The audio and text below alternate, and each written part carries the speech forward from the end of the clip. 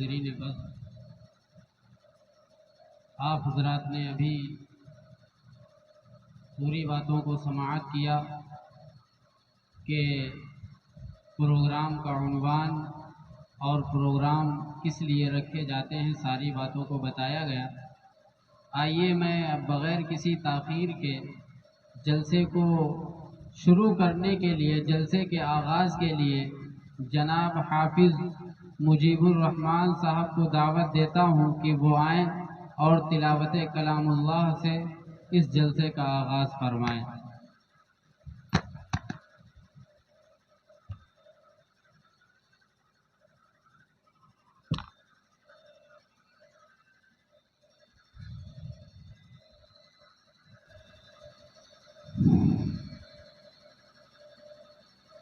अस्सलामु अलैकुम वरहमतुल्लाहि वबरकातुहू। बिस्मिल्लाहिर्रहमानिर्रहीम। तिलावत के 3 अहम फ़ायदे, 2 अहम आदाब। नंबर 1, दिल का ज़ंग दूर होता है। नंबर 2, अल्लाह ताला की मोहब्बत में तरक्की होती है।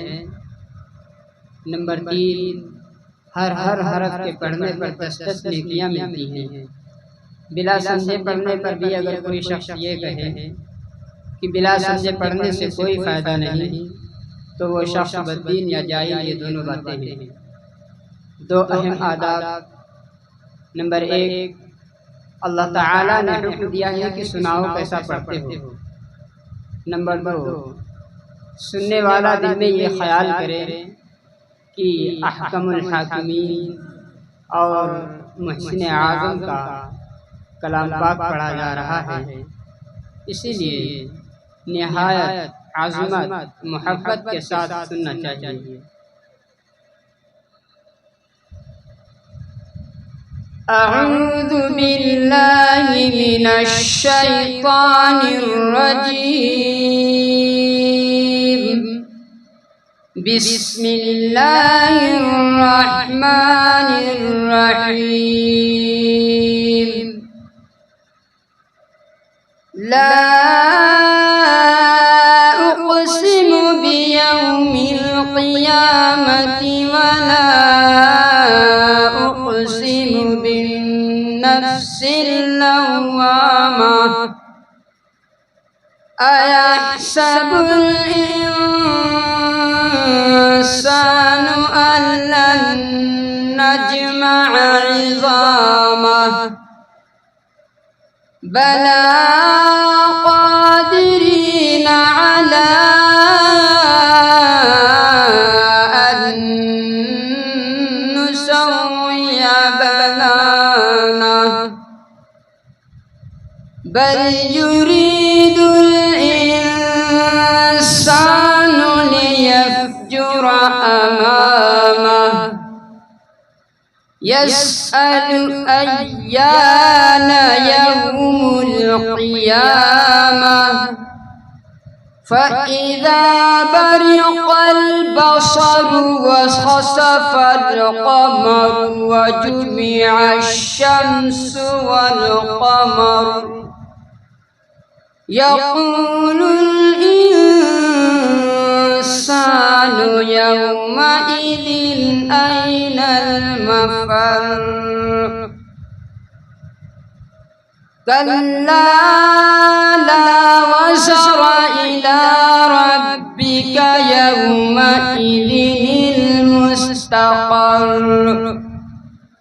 युनब्बउल इंसानु यौमइज़िन बिमा क़द्दम व अख़्ख़र। बलिल इंसानु अला नफ्सिही बसीरह वलौ अल्क़ा मआज़ीरह। ला तुहर्रिक बिही लिसानक लितअजल बिही। इन्न अलैना जमअहु व क़ुरआनह। فإذا قرأناه فاتبع قرآنه ثم إن علينا بيانه كلا بل تحبون العاجلة وتذرون الآخرة وجوه يومئذ ناظرة إلى ربها ناظرة ووجوه يومئذ باسرة